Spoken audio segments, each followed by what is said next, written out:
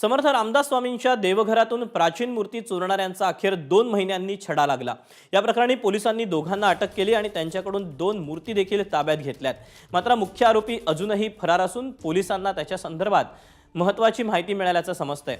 2 आरोपींपैकी एकाला कर्नाटकमधून तर दुसऱ्याला सोलापूरमधून अटक करण्यात आली।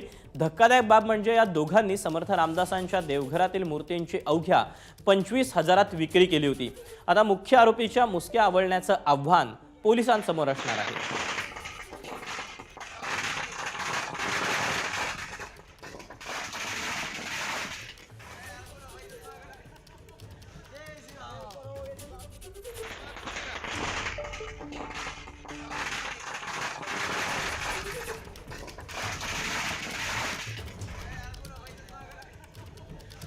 तब्बल 2 महिन्यांनी या मूर्ती प्रकरणी महत्त्वपूर्ण असे धागेदोरे हाती लागलेले आहेत।